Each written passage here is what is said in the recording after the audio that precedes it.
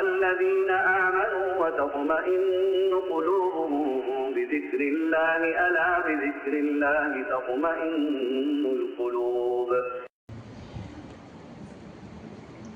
Bismillah. Assalamualaikum warahmatullahi wabarakatuh. Alhamdulillah ala ihsanih wa syukru lahu ala taufiqihi wa amtinani.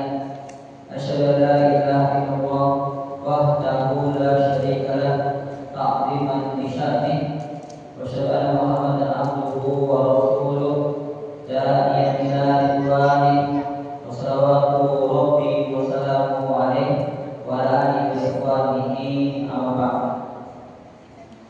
Puji syukur kita haturkan kepada Allah Subhanahu wa taala yang rasa cinta, pengampunan dan kedudukan.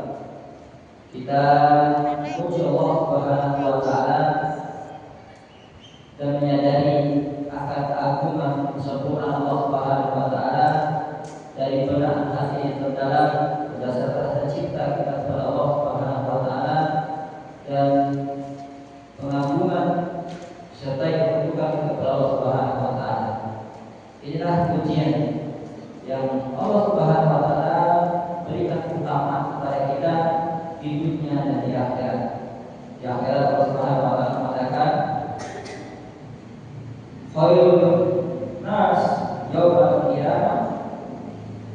Rasulullah memberikan sebuah hadis yang berbeda kepada kita semua. Khairun nas, sebaik-baiknya manusia itu yaumal qiyamah, di hari kiamat adalah alhamdulillah, adalah orang-orang yang sering mengucapkan alhamdulillah.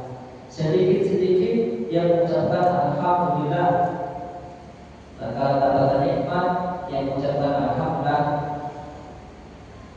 Alladzi nikmati tadi musholihah. Kemudian tatkala yang mendapatkan ujian yang mengucapkan alhamdulillah ala kulli hal. Nah, inilah orang-orang yang Allah Subhanahu wa taala berikan keutamaan di akhirat kelak, orang-orang yang sering mengucapkan kalimat alhamdulillah. Alhamdulillah ada pengakuan kita, ikhlas kita yang maha sempurna yang Allah Subhanahu wa taala. Dialah zat yang berhak kita mencintai, dialah zat yang berhak kita tunduk kepadanya. Masalah muslimin, telah kita lewati penjelasan tentang syahadat an la ilaha illallah, tentang makna syahadat. Pada hari ini kita akan masuk kepada hukum syahadat an la ilaha illallah. Masalah muslimin, syahadat adalah qaul bilisan, ucapan kita dengan hati kita, kemudian i'tiqadul jazim, pengakuan kita yang kokoh dari hati yang terdalam berdasarkan ilmu kita tentang keesaan Allah Subhanahu wa taala dari sisi peribadatan. Kita mengakui dua hal, bahwasanya tidak ada sesembahan yang berhak diibadahi hanya Allah Subhanahu wa taala. Yang pertama, kita menafikan seluruh sesembahan-sesembahan selain Allah Subhanahu wa taala. Dan kemudian kita tetapkan sesembahan itu hanya milik Allah Subhanahu wa taala. Jadi inna sholati wa nusuki wa mahyaya wa mamati lillahi rabbil alamin. Inilah makna iyyaka na'budu wa iyyaka nasta'in. Hanya kepada Allah kami beribadah dan hanya kepada Allah kami menyembah. Menetapkan peribadatan hanya milik Allah. Dan kedua, kita nafikan, kita tiadakan ilah-ilah yang berhak diibadahi di dunia ini, tidak ada. Kita tetapkan semuanya itu hanya untuk Allah Subhanahu wa taala. Kemudian berikutnya kita akan masuk ke rukun syahadat la ilaha illallah. Kita masuk kepada rukunnya arkanu la ilaha illallah. Arkanu, arkan dari kata dasar rukun. Rukun dua rukun rukun, arkan, banyak rukun. Rukun, arkan. La ilaha illallah. La, tidak ada sedikit pun. La, itu tidak ada sedikit pun. Ilaha, kata ilaha dari kata aliha, dia adalah ilaha yang maknanya sesembahan. Illallahu, kecuali hanya Allah. Kemudian telah kita tafsirkan bahwasanya la ilaha illallah itu setara dengan la ilaha haqqun illallah. Makna yang diinginkan bukan makna bahasa. Seandainya makna bahasa, itu makna bahasa berarti la ilaha mawjudun illallah.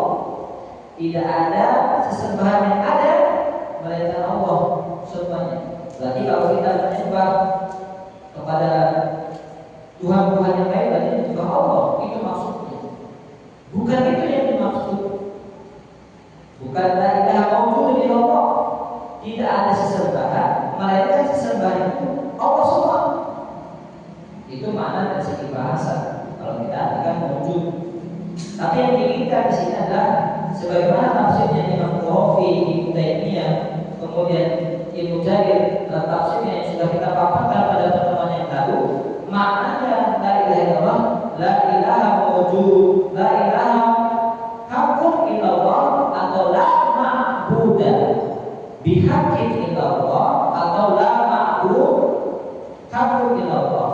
La ma'bud, tidak ada yang sembah sedikit pun, hakun yang hak illallah, kecuali hanya Allah Subhanahu wa taala. Maka dari sini arkanul la ilaha illallah, rukun la ilaha illallah itu lihadil kalimah azimah, lihadil kalimatil azimati, lihadil, untuk ini al-kalimah, kalimat ini al-azimati, yang agung ini. Untuk kalimat yang agung ini ruknani, dua rukun, dua pokok, dua dasar yang harus dipenuhi. Ruknani, dua rukun. Huma, keduanya adalah an-nafyu, peniadaan, wal isbat.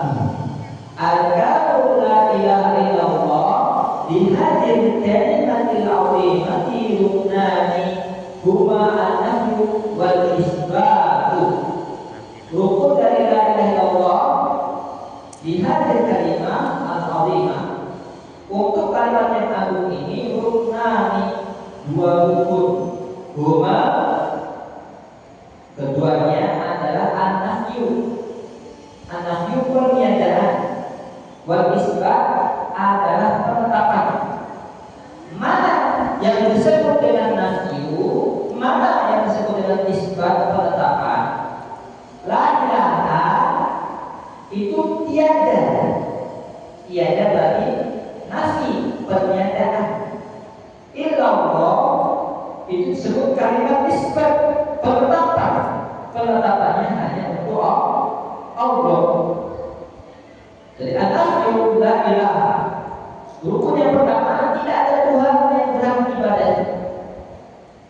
Berarti tidak ada Tuhan semuanya. Kalau kita menetapkan satu rukun ini saja, maka seseorang itu disebut ateis, tidak menyembah kepada siapapun. Kemudian illallah, kalau menetapkan hanya untuk Allah, maka kalau illallah menetapkan kepada Allah tapi tidak meniadakan, berarti itu namanya syirik. Dia tetapkan ibadah kepada Allah tapi tidak dipungkiri, tidak diadakan penyembahan kepada selain Allah, maka itu syirik. Oleh karena itu, rukun yang la ilaha illallah itu harus buat la ilaha, menafikan seluruh sembahan yang berhak diibadahi. Semuanya tidak ada. Tidak boleh kita beribadah kepada siapapun jua. Yang hak tidak ada. Illallah, kecuali hanya Allah saja. Maka kata Alif, farqul awwal, rukun yang pertama adalah kalimat la ilaha. Rukun yang pertama dikandung oleh kalimat la ilaha. Apa itu la ilaha? Wa huwa nafyul ibadati amma siwallahi. Wa huwa nafyu al ibadati amma siwallahi. Wa huwa nafyul ibadah, peniadaan ibadah, amma dari siwallahi, selain Allah Subhanahu wa taala. Wa huwa nafyul ibadati amma siwallahi, maksudnya menafikan ibadah selain Allah Subhanahu wa taala. Kita nafikan semua ibadah selain kepada Allah Subhanahu wa taala. Kemudian wa ibtalus syirki, membatalkan kesyirikan. Membatalkan kesyirikan.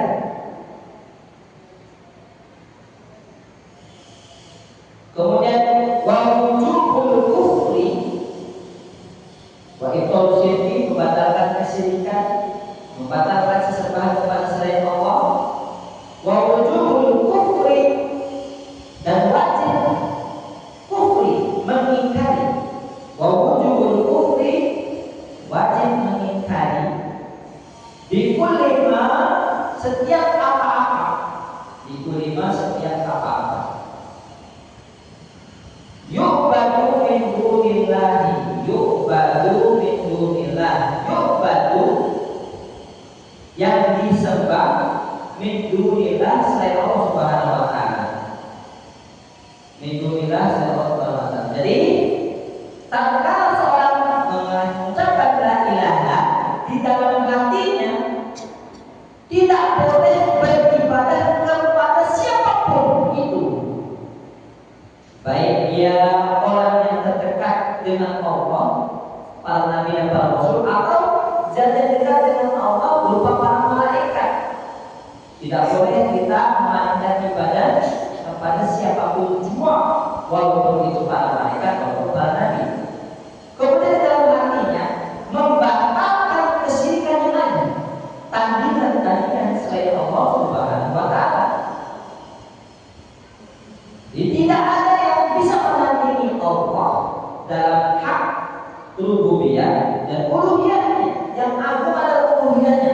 Peribadatan tidak boleh sepeser pun kita serahkan kepada selain Allah Subhanahu wa taala. Kemudian konsekuensi berikutnya, wa wujubul kufri bi kulli ma yu'badu min dunillahi. Wa wujubul kufri, wajib mengingkari kalau ada di dunia ini orang yang menyembah kepada selain Allah, maka hati kita ada pengingkaran. Minimal dari hati kita. Yang paling abdul dengan seluruh anggota kita. Jadi bikuli wujubul kufri bi kulli ma yu'badu min dunillah. Dan wajib adanya pengingkaran kalau ada orang menyembah berhala, menyembah kepada selain Allah, maka di dalam hati kita katakan itu adalah kebatilan, tidak sah. Ini rukun yang pertama. Kemudian kita lanjut, wa rukun tsani, rukun yang kedua itu terkandung pada kalimat illallahu, illallaha. Bisa illallahu, bisa illallaha bacanya. Hanya Allah saja, hanya Allah semata. Apa maksud ucapan illallahu, hanya Allah semata. Maksudnya wahwa, dan dia kalimat ini isbatu al-ibadati, isbatu al-ibadati lillahi wahdahu, isbatul ibadati lillahi wahdahu. Isbat menetapkan al-ibadati, ibadah-ibadah lillahi, hanya untuk Allah, wahdahu saja. Berarti di dalam hati kita, kalau kita mencoba illallah wa huwa isbatul ibadati lillahi wahdah, kita tetapkan ibadah itu lillahi, khusus hanya untuk siapa? Untuk Allah wahdahu semata. Kemudian apa lagi? Wa ifraduhu subhanahu, wa ifraduhu, mentauhidkan Allah, mengesahkan Allah subhanahu, maha suci Allah, bijami'i, dengan setiap anwa'i, jenis-jenis al-ibadati. Maka ifraduhu subhanahu bijami'i anwa'il ibadah, maka kita ifradu harus mengesahkan Allah saja, bijami'i anwa'il ibadah, dengan segala jenis ibadah-ibadah yang ada. Ibu-ibu, ibadah itu bermacam-macam jenisnya. Ada yang besar, ada yang kecil, ada yang zahir, ada yang nampak, ada yang amalan hati, ada amalan lisan, ada amalan anggota badan.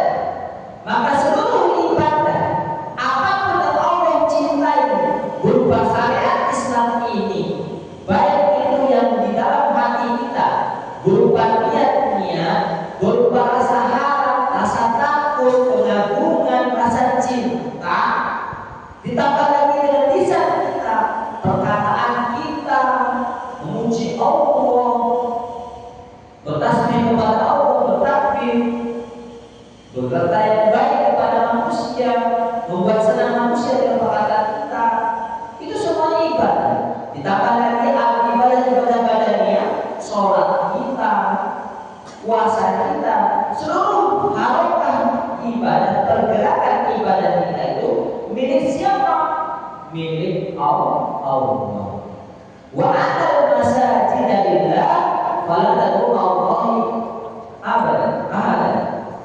Wa anal masajida lillah, sesungguhnya masjid-masjid, tempat-tempat sujud, waktu-waktu sujud, anggota-anggota sujud, semuanya itu milik Allah. Tempat-tempat ibadah milik Allah, waktu-waktu ibadah milik Allah, anggota-anggota sujud itu milik Allah, beribadah dan semuanya milik Allah. Jangan pernah kita menyekutukan Allah dengan sesuatu apapun. Pada tentu Allah ada sedikit pun siapapun itu tidak boleh kita sebutkan Allah.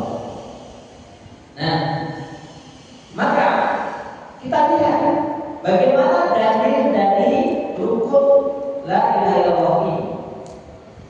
Wa dalilu ala dzalika qauluhu ta'ala, wa dalilu ala dzalika qauluhu ta'ala, wa dalil, dan bukti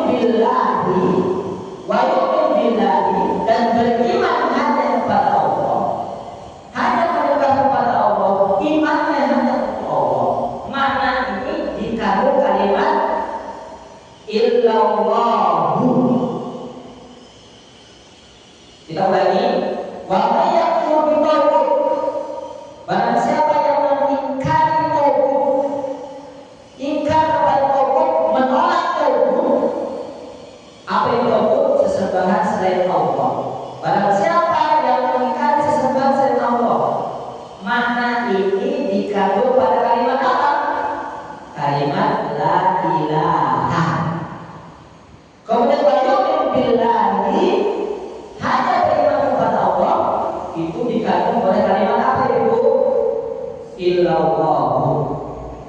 Maka apa kata Allah? Faqad sungguh istamsaka, dia telah berpegang. Istamsaka berpegang teguh, memegangnya dengan pegangan yang kuat, itu istamsaka. Bil urwatil wuthqa, dengan tali yang kokoh. Tali kokoh ini akidah yang kuat. Barang siapa yakfur bitauhid, menolak adanya sesembahan selain Allah, wa yu'min billah, dan beriman kepada Allah, itu dia telah berpegang dengan ikatan yang sangat kuat. Karena kita tahu makna dari akidah, keyakinan adalah mengikat dengan kuat dan kokoh. Al-rabtu bil quwwah, ikatan yang kuat. Kemudian al-ihkam, yang kokoh, yang menjadi tentang keyakinan kita yang harus kita ikat. Kalau sudah kita ikat, maka Allah akan menarik kita menuju kepada Allah dengan mudahnya. Itulah ukhuwatul wuthqa yang kokoh. Agar kita selamat di dunia ini, harus la ilaha illallah. La ilaha wa man yakfur bitauhid illallah wa yu'min billah. Kemudian faqaluhu wa man yakfur bitauhid, perkataan mengingkari tauhid itu makna rukun yang pertama, makna rukun awal. La ilaha, makna dari rukun yang pertama la ilaha. Wa qalu wa yu'min billah, hanya beriman kepada Allah, itu makna rukun yang berikutnya, yaitu rukun yang kedua. Dua makna rukun tsani, itu makna rukun yang kedua. Kemudian di rukun yang 8 di Allah Subhanahu wa taala, kita lanjutkan ayat yang mengandung la ilaha illallah yang lainnya. Di surat Al-Anbiya ayat 25, wa ma arsalna min qablika min rasulin illa nuhi ilaihi annahu la ilaha illa ana fa'budun.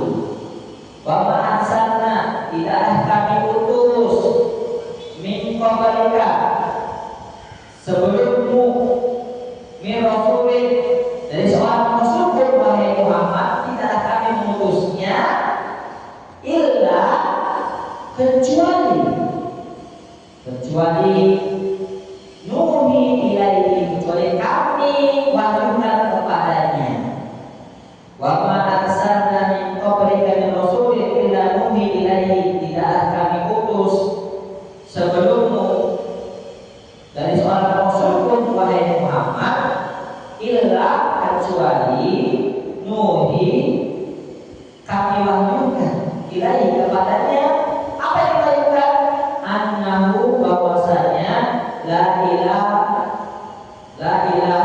illa ana, maka tidak ada sesembahan yang berhak diibadahi illa, kecuali ana, kata Allah, yaitu aku. Fa'buduni, sembahlah aku saja. La ilaha, kemudian illa ana, itu setara dengan kalimat la ilaha illallah. Kemudian kepada wa ila adin akhahum huda, wa ila adin, kepada kaum Ad kami utus akhahum, saudaranya, yaitu Hud. Nabi Hud diutus kepada kaum Ad. Untuk apa? Agar Hud itu berkata, ya qaumi, wahai kaumku,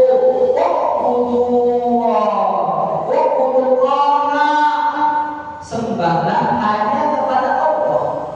Nah, makna sembahlah hanya kepada Allah ini makna apa? Makna rukun yang kedua itu illallahu. Ma'akum min ilahin ghairi, tidak ada bagi kalian ilah selainnya. Tidak ada ilah.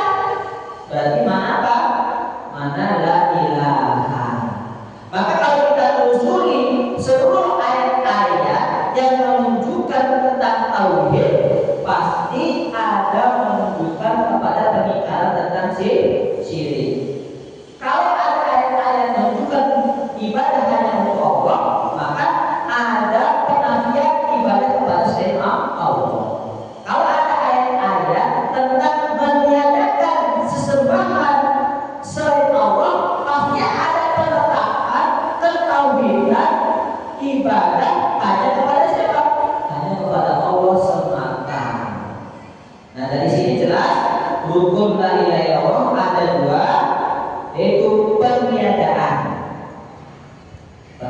selain Allah, kemudian penetapan hanya untuk Allah saja. Nah, berikutnya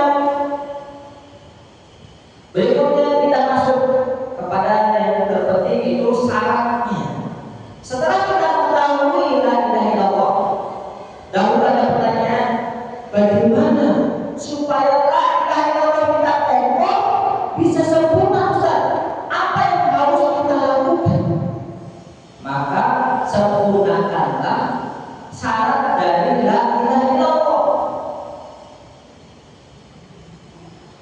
Kita bahas syurutu la ilaha illallah. Syurutu syarat. La ilaha, tidak ada yang berhak ibadahi illallah, melainkan hanya Allah. Apa syarat mengucapkan la ilaha illallah? Ternyata ada syarat-syarat dan ketentuan yang berlaku dari syariat Islam ini. Apa yang Allah perintahkan, apa yang Allah perintahkan tatkala kita itu mengucapkan la ilaha illallah sudah dijelaskan. Demikian pula apa yang diberikan petunjuk oleh Rasulullah SAW itu pun sudah dijelaskan. Jadi la ilaha illallah bukan saja perkataan lisan semata, tanpa ada rukun, tanpa ada syarat. Sebagaimana sholat ada rukun, ada syarat, maka kesempurnaan sholat kita tergantung bagaimana kita menunaikan rukun dan sholat tersebut, rukun dan syarat tersebut yang ada pada sholat.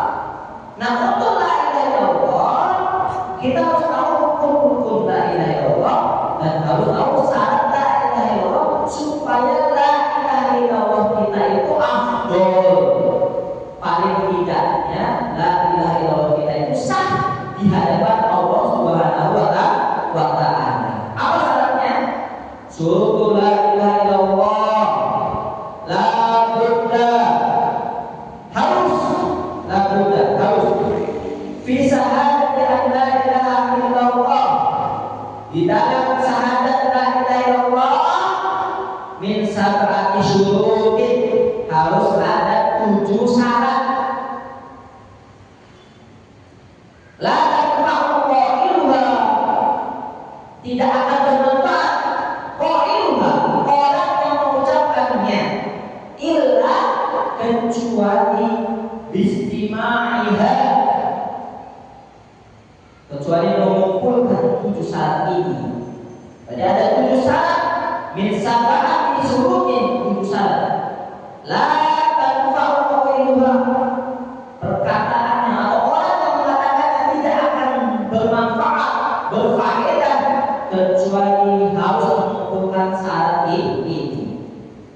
Syarat yang pertama apa itu? Al-ilmu bima'na la ilaha illallah. Syarat yang pertama al-ilmu bima'na la ilaha illallah, mengilmui makna dari la ilaha illallah. Yang pertama harus punya ilmu. Apa ilmu itu? Idrakul syai' ala ma huwa alaihi, mengetahui sesuatu sesuai dengan sesuatu tersebut. Idrakan jaziman, dengan pengetahuan yang pasti.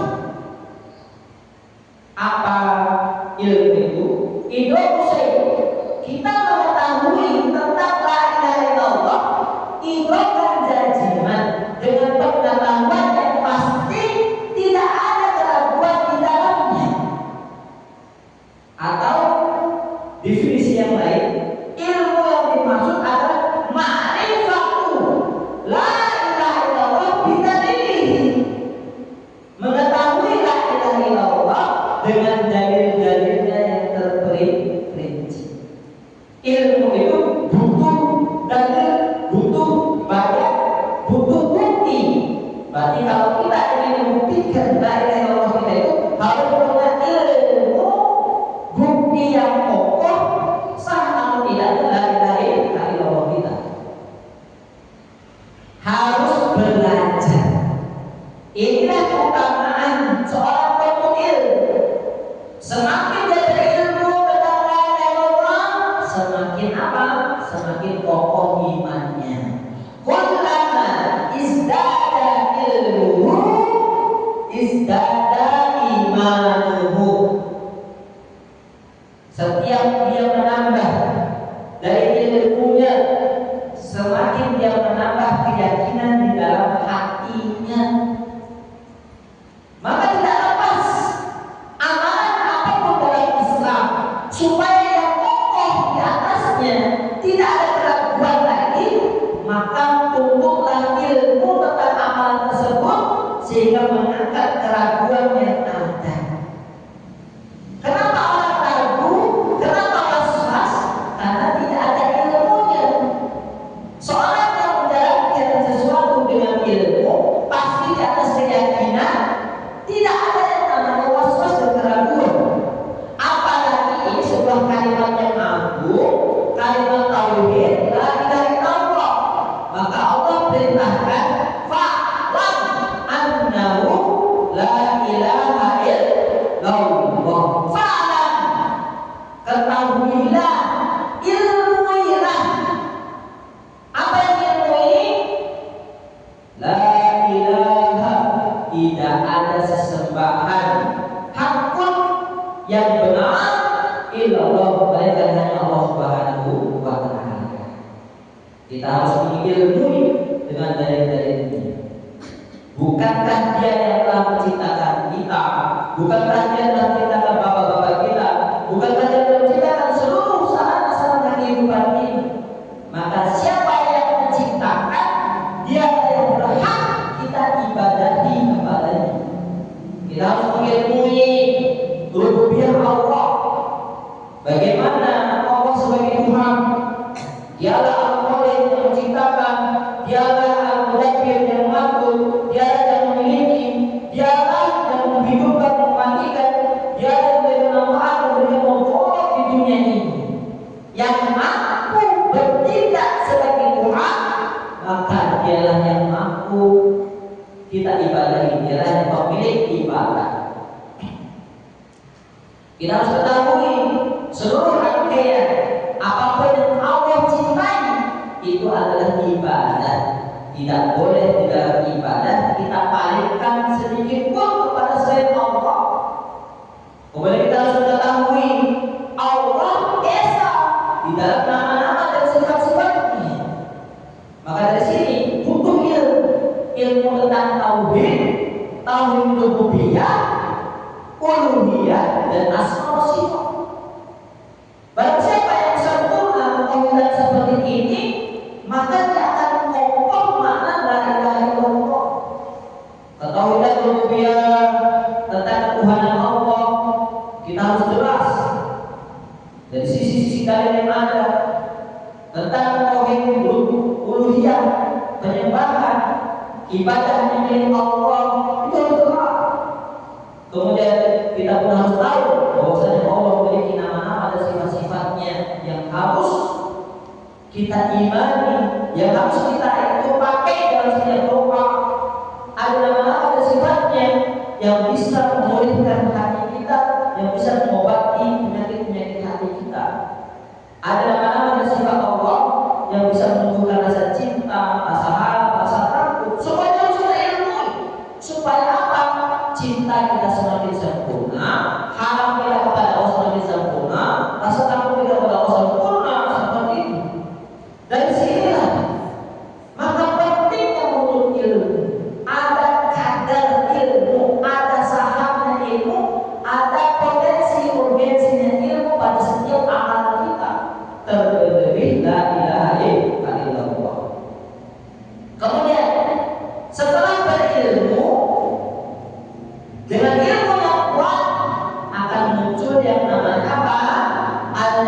yaqinu, keyakinan. Apa itu yakin? Ayakuna qailuhuma mustayqinan bima tadullu alaihi. Ayakuna qailuhuma, yakin itu keberadaan orang yang mengucapkannya, keadaan orang yang mengucapkannya itu mustayqinan, benar-benar yakin kokoh bima tadullu alaihi, dengan apa yang ditunjukkan oleh la ilaha illallah, yang ditunjukkan oleh dalil. Dia yakin, dia tenang, tidak gelisah karena dibangun la ilaha illallahnya di atas ilmu. Fa'ikana syakkan murtaban bima tadullu alaihi, kalau ada orang yang masih ragu sedikit, syakkan atau ragunya banyak kepada la ilaha illallah bima tadullu alaihi, dengan apa yang ditunjukkan oleh la ilaha illallah, maka kata saya la tantafi'hu,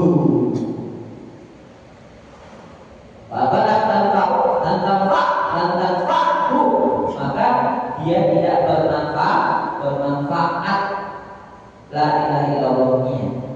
La ilaha illallah harus berdasarkan ilmu, yakin, tidak ada keraguan sedikit pun. Kalau ragu, batallah la ilaha illallahnya. Dalilnya apa? Dalam surat Al-Hujurat, innamal mu'minun, hanya saja muslim mukmin yang sejati itu.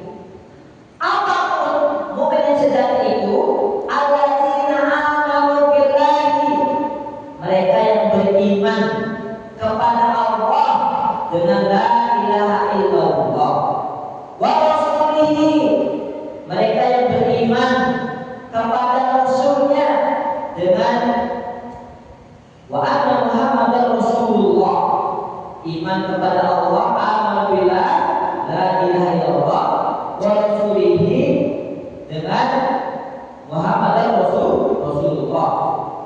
Summa lam yartabu, kemudian tidak ada keraguan sedikit pun.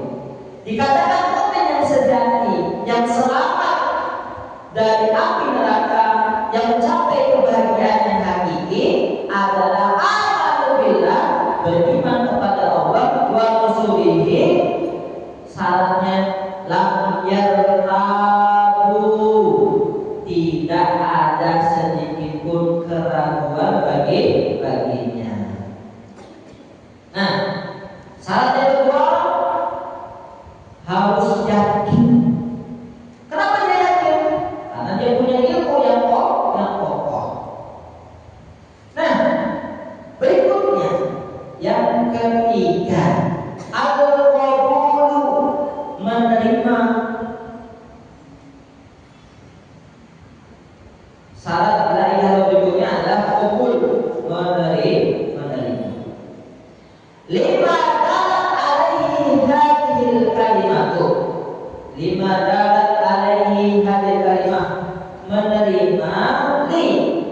menerima pada mada alaihi hadhil kalimah, yang ditunjukkan oleh kalimat la ilaha illallah. Menerima yang ditunjukkan oleh la ilaha illallah berupa apa? Min ibadatillahi wahdah, berupa ibadah kepada Allah Subhanahu wa ta'ala.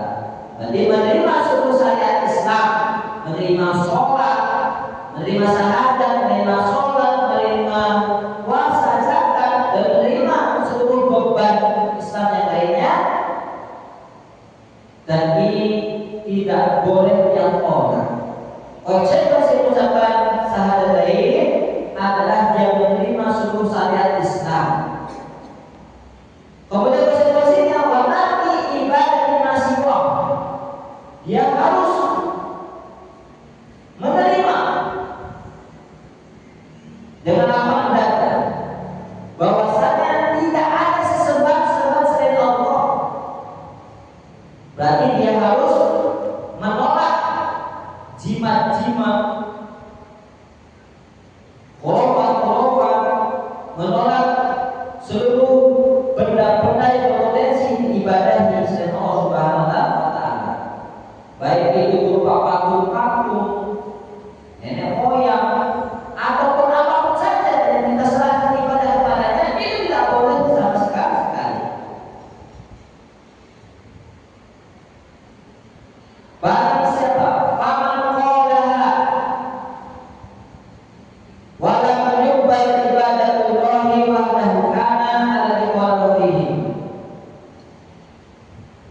Barang siapa yang berkata, yang masih ada berkata bahwa ibadah itu milik selain Allah, maka dia tidak diterima ibadahnya.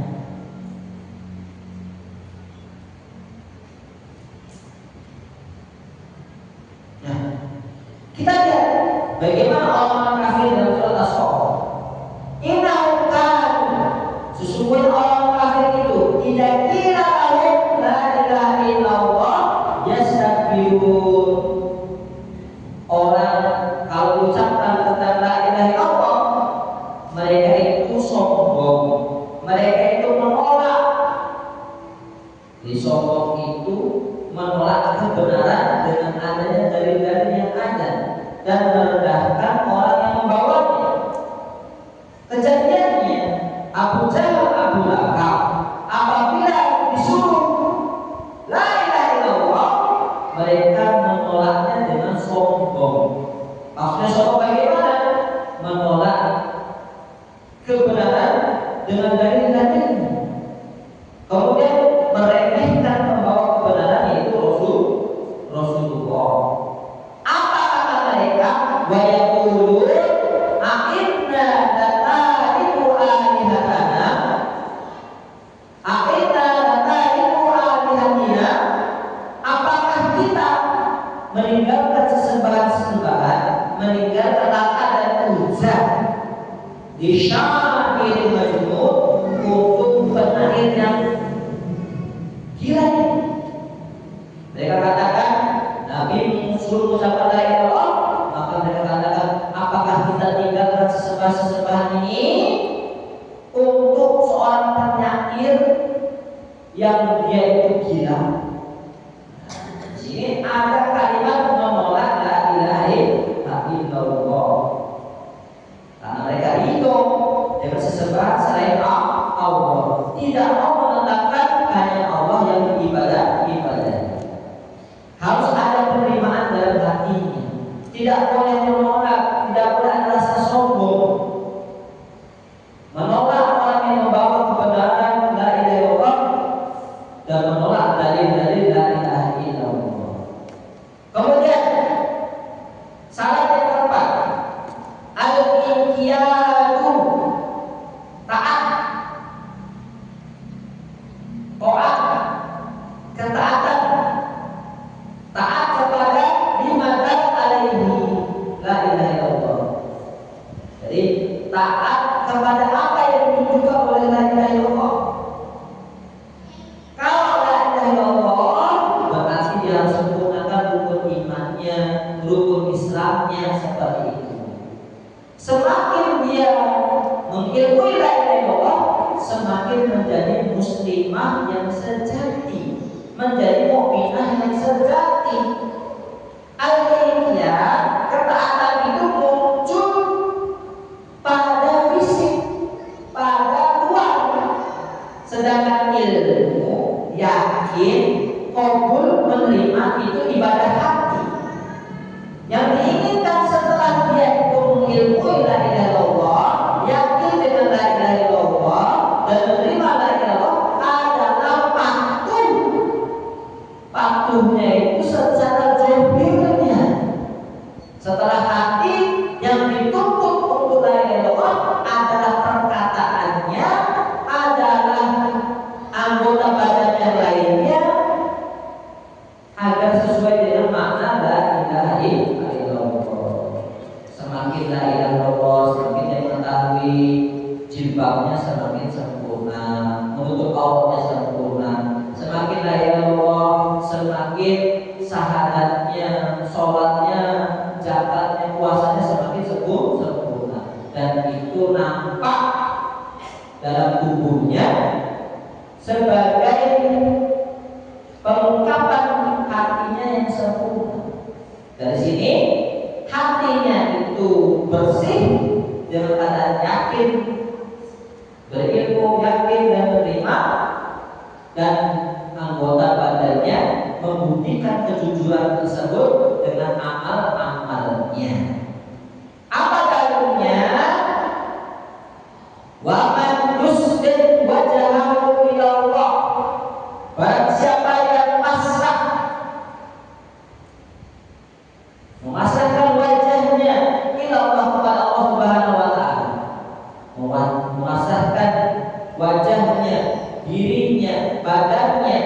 Kepada siapa? Kepada Allah. Wa huwa muhsin, dialah orang yang berbuat baik. Orang yang muhsin senantiasa mau berubah, senantiasa mau perbagusi dirinya. Maka faqad istamsaka bil urwatil wuthqa, maka sesungguhnya dia telah berpegang teguh dengan akidah yang kokoh. Akidah yang kokoh yang ada di dalam hatinya, yang ia pegang erat. Buktinya apa? Yusrik wajahahu, semakin dia pasrahkan badannya, wajahnya, anggota tubuhnya untuk mengabdi kepada lafaz la ilaha illallah. Semakin dia pasrahkan. Makanya inna sholati, sesungguhnya sholatku, wa nusuki, sesembahanku, wa mamati wa mati, hidupanku, kematianku untuk siapa? Hidup matinya untuk Allah Subhanahu wa taala. Maka dia totalitas dalam ketaatan. Yusrik wajahahu maknanya yang qadu wa yahdahu, dia itu taat. Tafsir dari yusrik wajahahu yang qadu, dia taat. Wa yahdahu, dia tunduk dengan anggota badannya. Wal urwatul wuthqa itu adalah akidah atau la ilaha illallah. Maka dari sini semakin tunduk dia, semakin taat pada kalimat la ilaha illallah. Kemudian syarat yang berikutnya adalah as-sidqu, jujur, kejujuran. Tatkala mengucapkan la ilaha illallah adalah kejujuran. Apa itu kejujuran?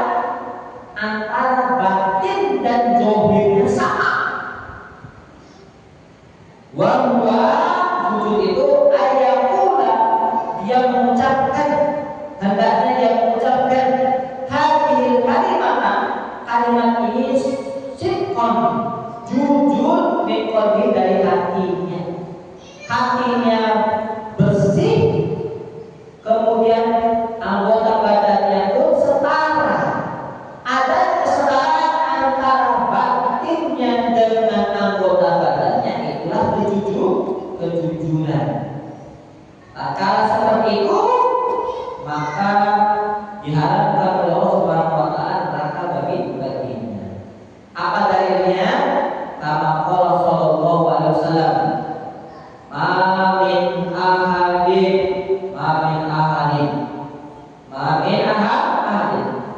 tidak ada seorang pun, tidak ada seorang pun, yashhadu, yang telah mengucapkan, yang sedang mengucapkan atau yang telah mengucapkan yashhadu, bersyahadat dan telah bersyahadat atau bersaksi, anda ilaha illallah, bahwasanya tiada ilah yang berhak diibadahi melainkan Allah, wa anna Muhammadan abduhu wa rasuluh, dan Muhammad adalah hamba dan rasulnya, sidqan, ya jujur, mengikuti ucapannya dari hatinya itu benar-benar bersih, jujur, kemudian anggota badannya mengamalkan apa yang ada di isi hatinya. Illa harrallahu alaihi, illa, kecuali harrama, haramkan, dia Allah, haramahullah, Allah mengharamkan dia adalah pada neraka. Hadis ini menunjukkan barang siapa yang mengucapkan la ilaha illallah dari hatinya, kemudian dibenarkan oleh lisannya, jujur dalam anggota badannya, jujur dalam perbuatannya, jujur dalam tidak takutnya dalam mengucapkan la ilaha illallah, disempurnakan dalam makarimul akhlak, kesempurnaan akhlaknya, benar-benar akhlak yang ditunjukkan oleh la ilaha illallah, maka dia termasuk muslim yang sempurna yang Allah haramkan dari neraka. Jadi kesempurnaan syarat-syarat ini membuat orang itu semakin sempurna masuknya di surga. Kalau ini masuk surga, jaga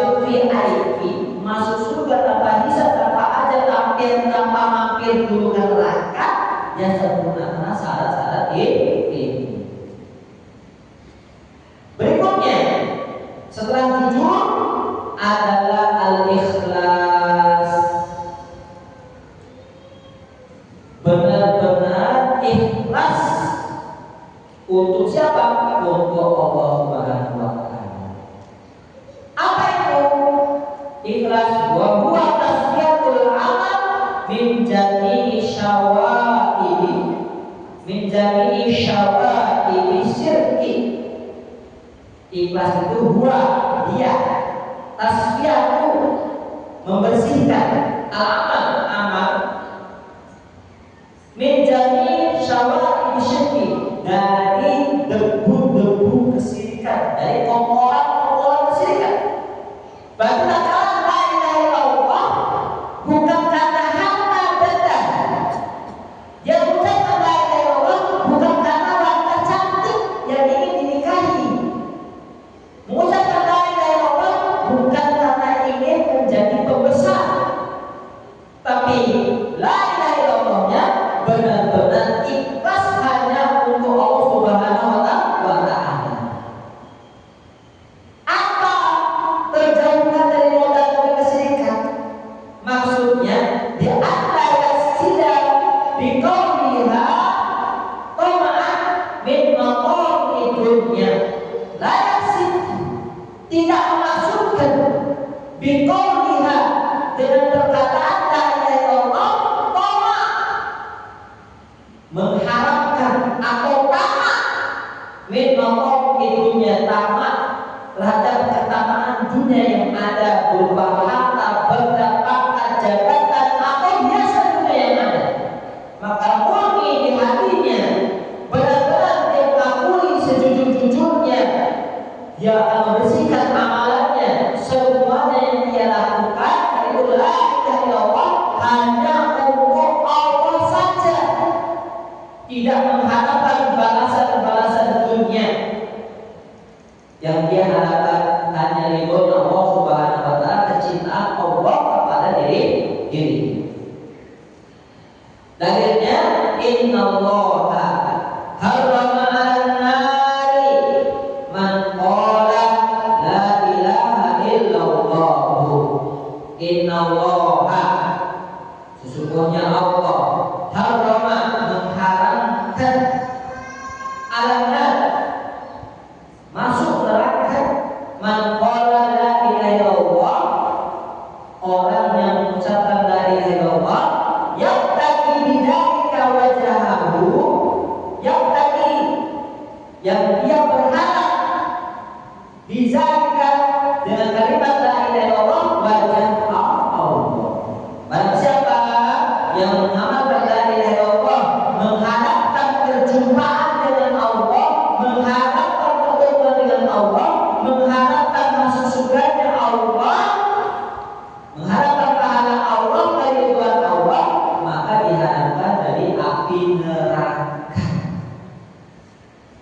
Maka seluruh amalan kudu ikhlas, terlebih dari la ilaha illallah. Kemudian dibimbing dirahmati oleh Allah Subhanahu wa Ta'ala.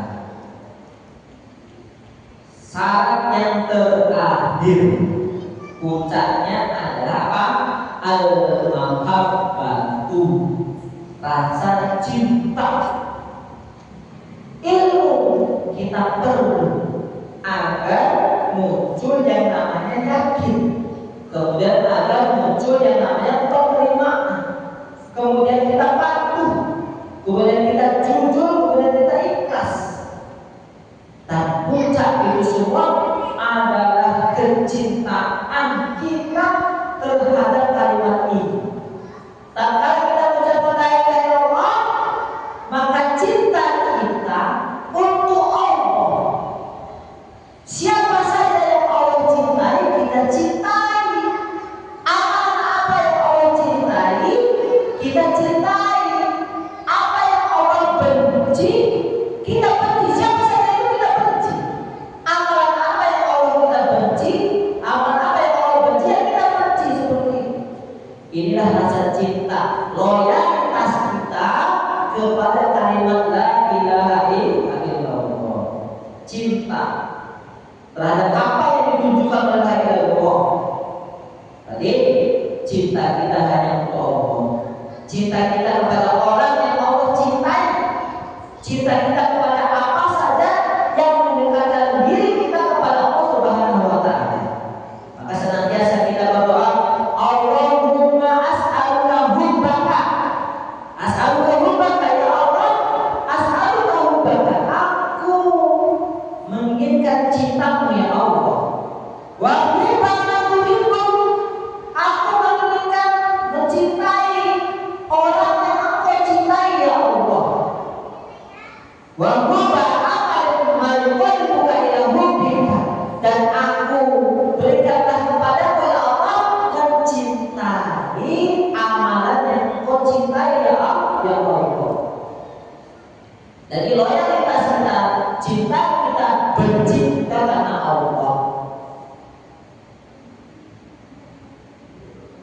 termasuk kalimat yang hak, termasuk akidah yang kokoh, al-bughdu fillah wal hubbu fillah, cinta benci karena Allah.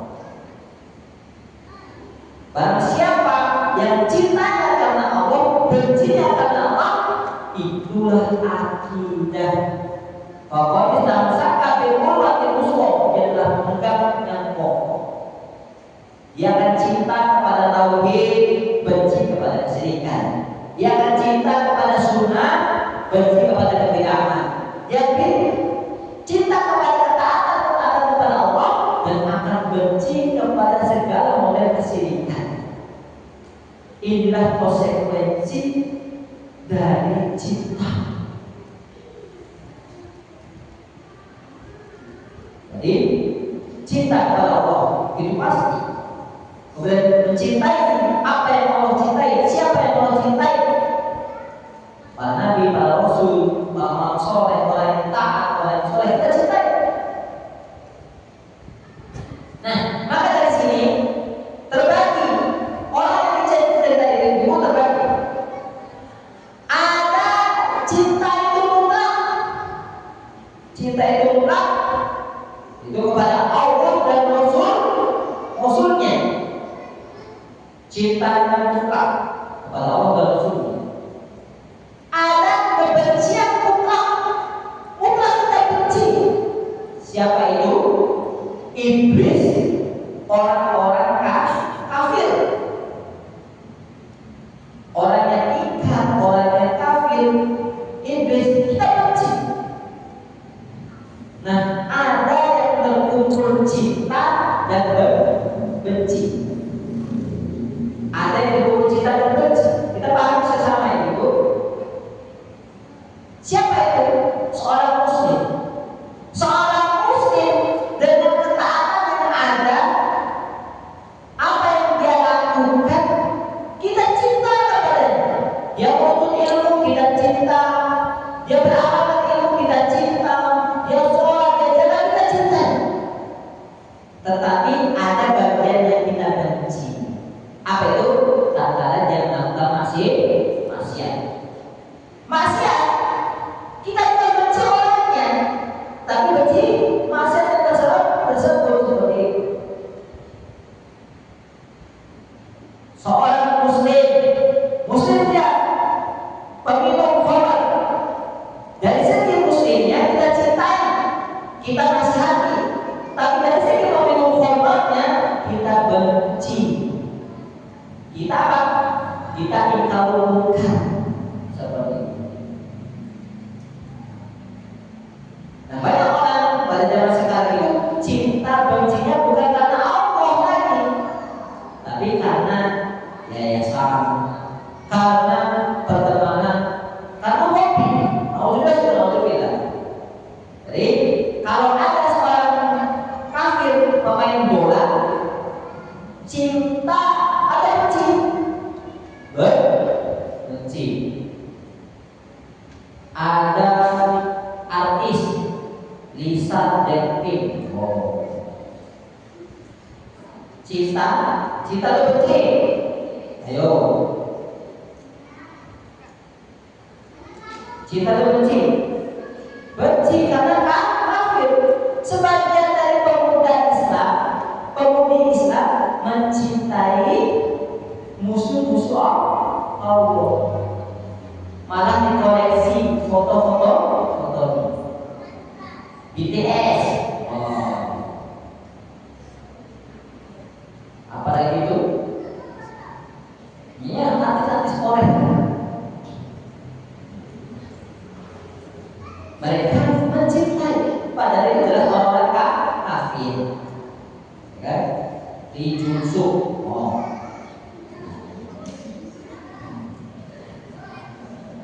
Itu untuk kafir, malah mencintai. Alhamdulillah.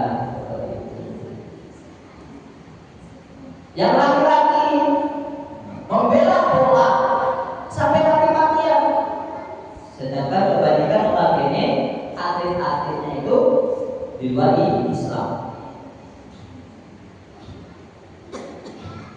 Nah sekarang kemudian miskin, sengsara, berbuat maksiat, tapi muslim. Bagaimana? Apa yang kita lakukan? Kita cintai karena dia Islamnya. Kita benci apa ya? Maksiatnya seperti itu. Jangan dibalik. Ada seorang laki-laki melamar, kamu pilih Johnson yang ini.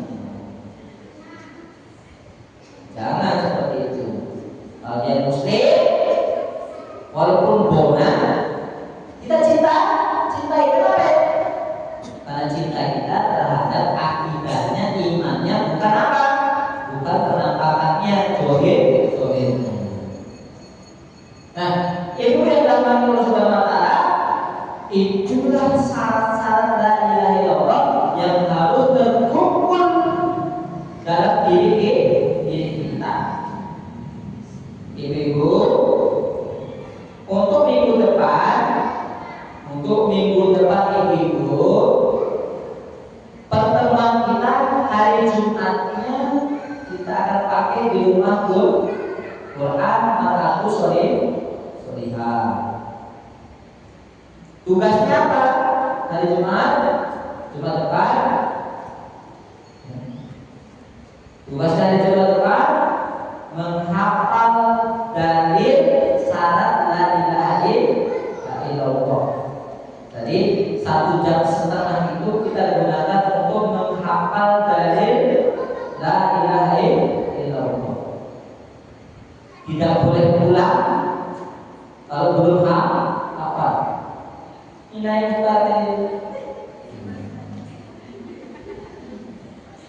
kalau mau pulang harus menyerahkan benda berharga ini, disita dulu, motornya disita, supaya apa? Nanti kalau selesai hafal baru dikasih. Nah, kita harus menghafal dari syarat Allah ini. Itu minggu depan hari Jumat, khususnya Jumat nanti ada pemberitahuan di mana kita akan laksanakan.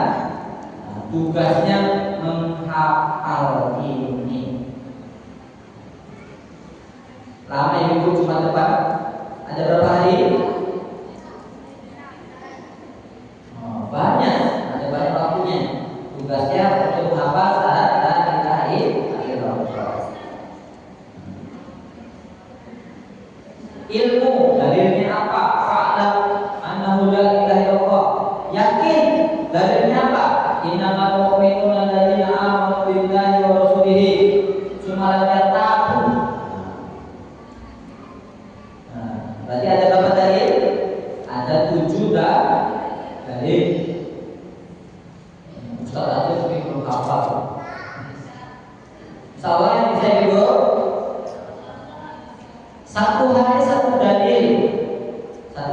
dalil diulang 1000 kali. Hafal kan? Hafal.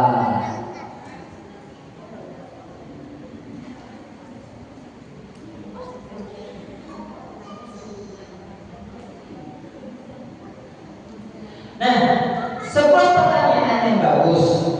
Ini ada pertanyaan ibu. Apa tak izin bertanya? Ya, saya izinkan. Bagaimana menyikapi saudara-saudara kita yang belum tergerak hatinya untuk mengikuti kajian agama, belajar agama? Apakah dijauhi? Ibu dalam Allah Subhanahu wa Ta'ala, kita praktekkan kaidahnya. Muslim tanya yang ibu, orang yang tidak ikut kajian itu muslim nggak? Oh, muslim. Berarti kita cintai. Berarti kita nasihati, kita dakwah. Tidak boleh kita jauhi. Yang kita benci apa? Kelakuannya. Kita berusaha mengingkarinya, mengajaknya untuk di dalam ketaatan, untuk ikut kajian terus. Jangan kita menjauh, kita benci sama sekali. Kenapa? Karena dia terkumpul cinta dan benci di dalamnya.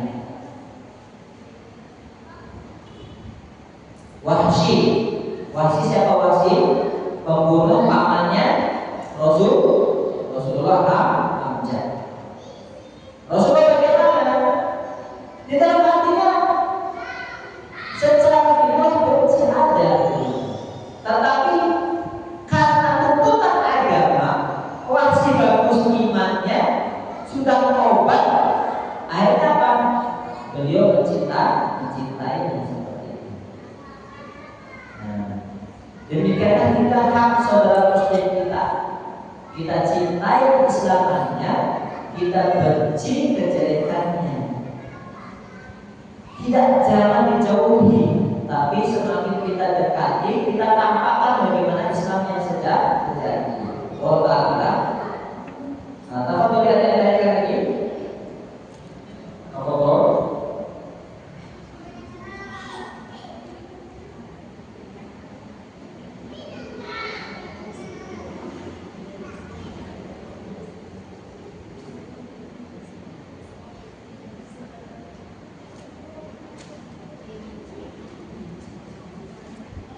Jadi itu boleh dijadikan teman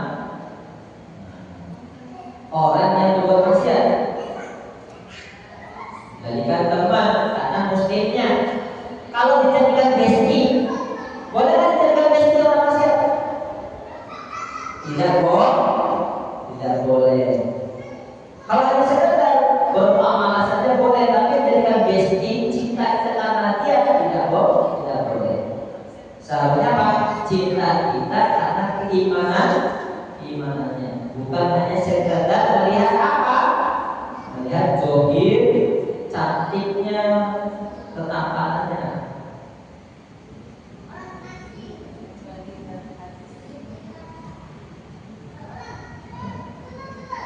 Ada lagi pertanyaan itu?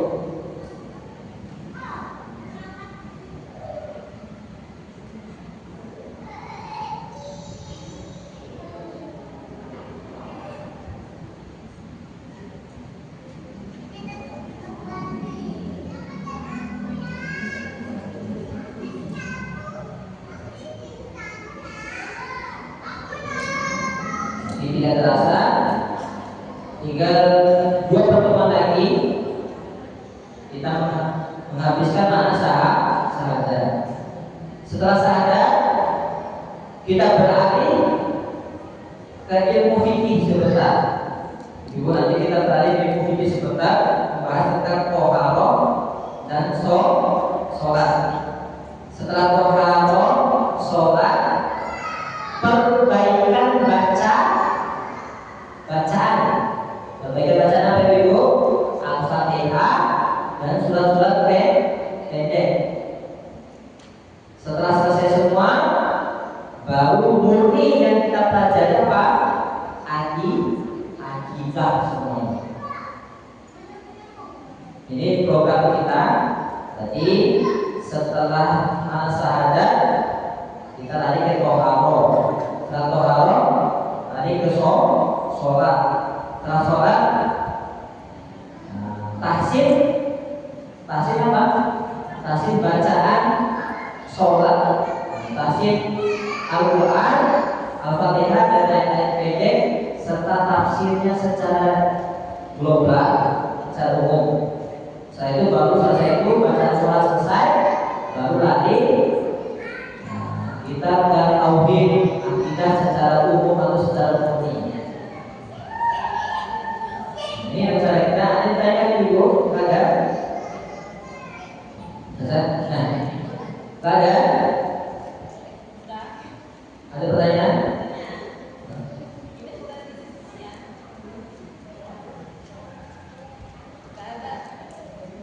Ada? Nah tadi kita berbicara tentang nah tadi di doa kafaratul majlis. Subhanallah wa bihamdika asyhadu an la ilaha illa anta astaghfiruka wa atubu ilaik. Assalamualaikum warahmatullahi wabarakatuh. الذين آمنوا وتطمئن قلوبهم بذكر الله ألا بذكر الله تطمئن القلوب